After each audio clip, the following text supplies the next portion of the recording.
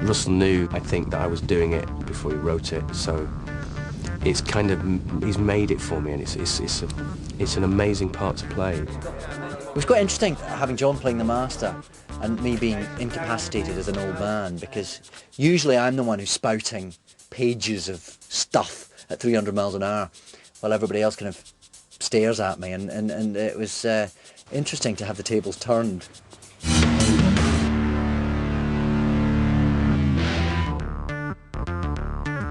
The Doctor is so powerful and so glittering and so brilliant that to remove him is frightening, and it really puts the emphasis on to Martha Jones. The whole point of this whole series is building up to this woman who has learned so much and is so devoted to the Doctor that she spends an entire year walking the earth in order to save not just him, but then to save the whole world. Basically, we were using a high-speed camera, because the idea was that we're aging the Doctor. This is an effect through the camera, as opposed to making it an effect that maybe the mill, would do or so forth. Okay, so we'll bring the artist back in then. We just speeded up, which we basically we cranked down to, I think it was about 3 frames, first of all, and then we messed around with the shutter speed as well. I think we went at a 35 shutter speed.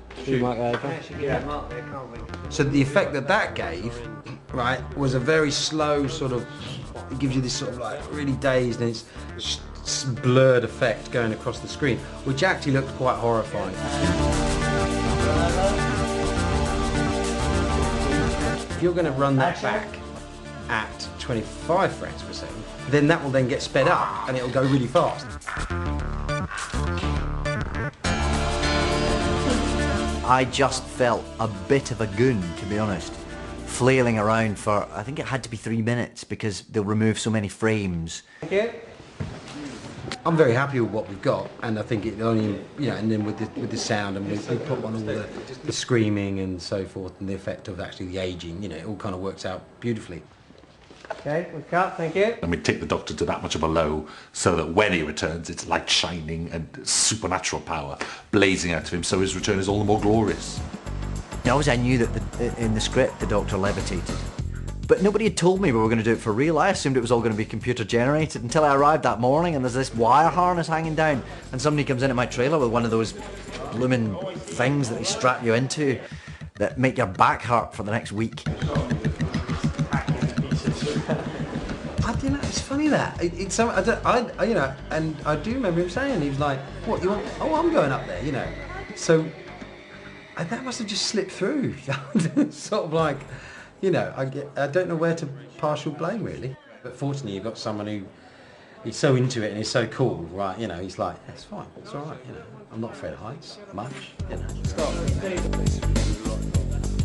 It was an emotional time because Adjoa, who plays my mum, Francine, she has a really emotional moment as well, and she's fab, and she is so emotive, so I had to sort of run and look after her, my mum, who was distraught and breaking down. So it's like, again, Martha's in this position where she's thinking, my family are struggling with this, man, even though there's so much more that she needs to find out and is looking to find out. She's sort of torn, if you like. The death of the Master affects the Doctor massively. All I remember from that scene is David Tennant's manly stubble on my eye. He was rubbing his chin up against me, his big Doctor Who manly chin. And so I had eye stubble from Tennant. Not nice. But yeah, it was good scene.